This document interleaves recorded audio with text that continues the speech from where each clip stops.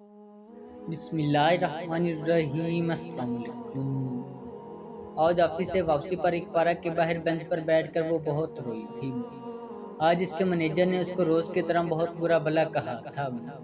انیا کے والد کی وفات کے بعد اس کی ماں کی طبیعت بہت ناساز رہنے لگی تھی، جس کی وجہ سے گھر کی اکلوتی بیٹی پر گھر کے ساتھ ساتھ گھرداری بھی آن پڑی تھی۔ وہ اکثر گھر کے کام کرتے کرتے آفس دیر سے پہنچتی تھی، جس پر اس کو بہت باتیں سننی پڑتی تھی۔ لیکن آج اس کو وارننگ دی گئی تھی کہ اگر کل سے وہ دیر سے آئی تو اس کو آفس سے نکال دیا جائے گا۔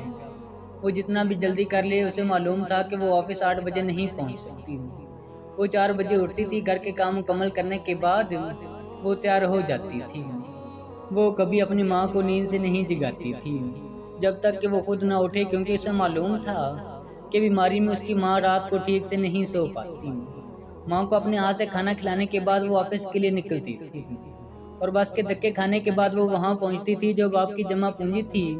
کچھ میت کا ادھار اتارنے میں خرچ ہو چکے تھے اور باقی ماں کے علاج میں۔ اس غربت کے مارے اس لاڈلی لڑکی کو گھر سے نکلنا پڑا۔ 10,000 میں ایک نوکری ملی تھی، آمدن تو بہت کم تھی، مگر مجبوری انسان کو تھوڑے پر بھی راضی کر دیتی ہے۔ لیکن روز کی ڈانٹ ڈپٹ آئے تو اس کو وارننگ بھی دی جا چکی تھی۔ اس کے آنسو تھے کہ تھم ہی نہیں رہے تھے۔ آرٹ سے فرش پر گرے انسان کے لیے سنبھلنا آسان نہیں ہوتا، اور اسے تو قسمت نے سنبھلنے کا موقع بھی نہیں دیا تھا۔ اس کی نظر گھڑی پہ پڑی، ابھی گھر جا کر کھانا بنانا تھا۔ اس کے سر میں شدید قسم کا درد تھا۔ وہ بینچ سے اٹھی، گھر جا کر وہ کھانا بنانے لگی۔ وہ اپنی ماں کو پریشان نہیں کرنا چاہتی تھی، تو آفس والی بات نہیں بتائی۔ کھانا بنا کر وہ کمرے کی طرف جا رہی تھی، جب دروازے پر دستک ہوئی۔ اس نے دروازہ کھولا، وہاں کوئی نہیں تھا، البتہ ایک اشتہاری کاغذ پڑا تھا مفت علاج کا۔ پڑھ کر اس نے جلدی سے وہ کاغذ اٹھایا۔ نجات اسپتال، جہاں آپ کو ملے ہر بیماری سے نجات، غریبوں کا مفت علاج کیا جاتا ہے اور ادویات بھی میسر کی جاتی ہیں۔ اسپیشلسٹ ڈاکٹر 24 گھنٹے ایمرجنسی کی سہولت موجود ہے۔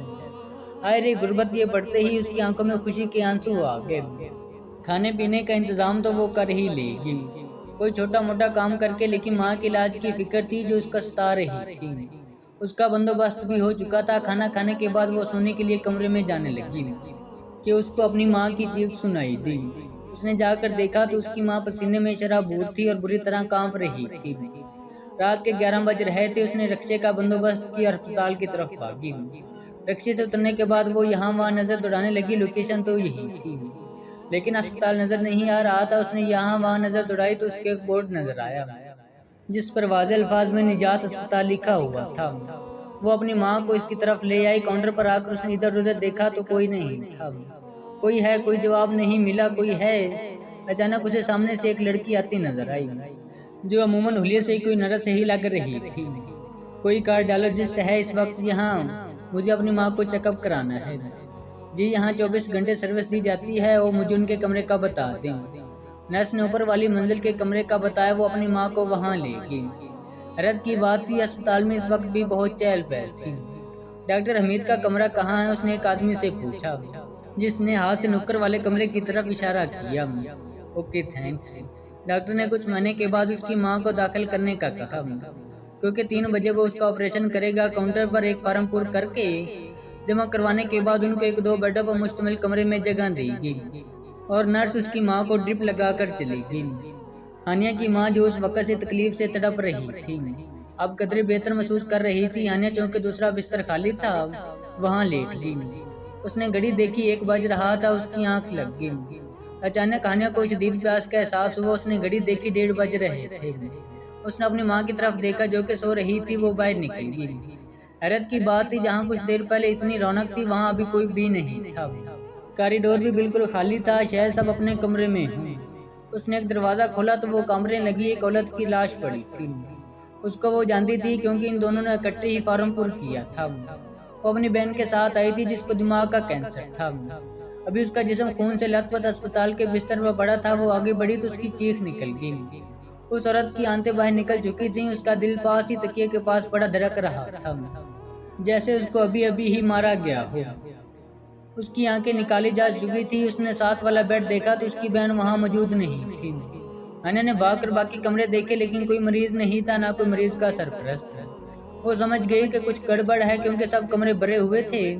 اس وجہ سے تو ان کو وہ اسپیشل کمرہ دیا گیا تھا۔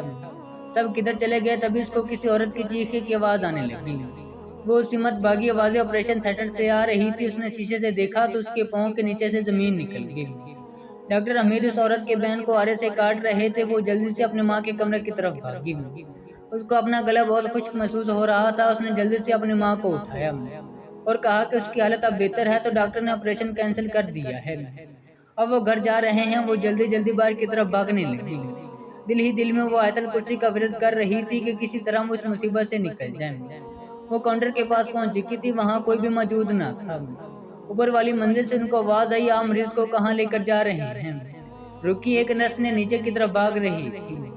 آنے نے رفتار اور بڑھا دی اور باہر آگے وہ جلدی جلدی سڑک کی طرف بھاگے تو وہاں ایک ٹیکسی دکھائی دی۔ وہ اس پر سوار ہو گیا۔ وہ بری طرح کانپ رہی تھی اور اس کی آنکھوں سے آنسو جاری تھے۔ اس کی ماں واپس نیند میں جا چکی تھی، شاید اس ڈرپ کا اثر تھا۔ پانی دے دے پلیز، اس نے ڈرائیور سے کہا، جس نے پانی کی ایک بوتل اس کی طرف بڑھا دی۔ کوئی مسئلہ ہے؟ ڈرائیور نے پوچھا۔ ہانیہ نے سب کچھ اس کو بتا دیا۔ یہ اسپتال تو آصف زدہ ہے، یہاں ایک بہت اچھا میڈیکل اسپیشلسٹ ہوتا تھا، بڑے بڑے لوگ اس کے پاس علاج کو آتے تھے۔